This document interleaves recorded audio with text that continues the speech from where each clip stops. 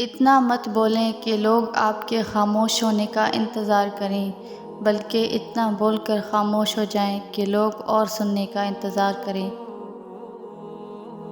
مجبور انسان کے ارد گرد سبھی لوگ سچے اور حق پر ہوتے ہیں، بس وہی ایک مجرم ہوتا ہے کیونکہ وہ مجبور جو ہوتا ہے۔ مت دیکھ کوئی شخص گناہ گار ہے کتنا، یہ دیکھ تیرے ساتھ وفادار ہے کتنا۔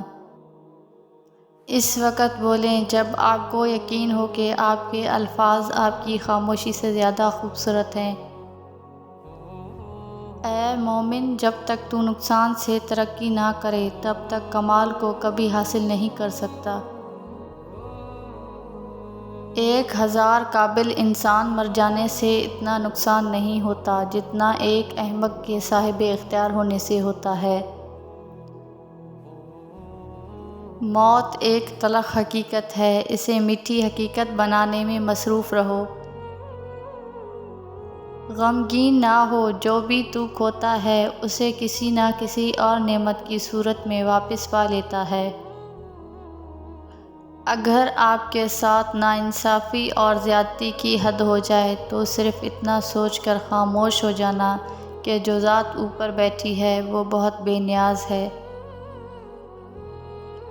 سب سے اچھی ہجرت گناہوں کو چھوڑ کر نیکیوں کی طرف آنا ہے۔ میں نے 2 لوگوں کو زندگی میں پریشان دیکھا ہے، ایک سچا اور دوسرا وفادار، باقی منافق کو ہمیشہ ہر جگہ فٹ پایا۔ صبر کا دامن ہاتھ سے نہ چھوڑو، ہر کام آسان ہونے سے پہلے مشکل ہوتا ہے۔ فرصت کے اوقات بادل کی طرح جلدی گزر جاتے ہیں، تمہیں ایک نیک کام کرنے کا بھی موقع ملے تو اسے غنیمت سمجھو ورنہ ندامت حاصل ہوگی۔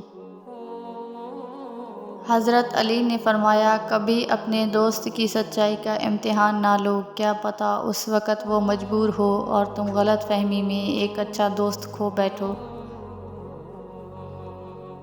حضرت علی نے فرمایا، انسان زندگی میں مایوس ہو تو کامیابی بھی ناکامی نظر آتی ہے۔ اللہ کی پکڑ انسان کی اکڑ کو ایک جھٹکے میں نکال دیتی ہے، اس سے پہلے کہ ٹوٹ جاؤ جھک جاؤ۔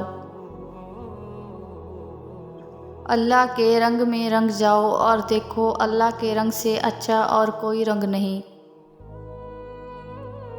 اللہ کی محبت کے علاوہ دنیا کی ہر محبت دکھ دیتی ہے۔ مصیبت میں پھنسا ہوا انسان بہتر ہے کہ اسے مالک یاد رہے اس مومن سے جو اسے بے فکر اور سرکش بنا دے۔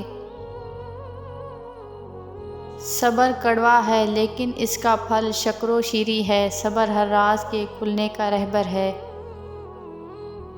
تمہارے اندر ایک ایسی قوت ہے جو تمہیں زندگی دیتی ہے، اسے ڈھونڈو۔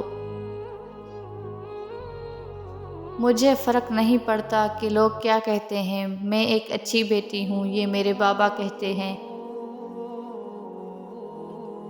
اگر باپ کے بس میں ہوتا تو باپ خود کو بیچ کر بھی بیٹی کا نصیب خرید لے آتا۔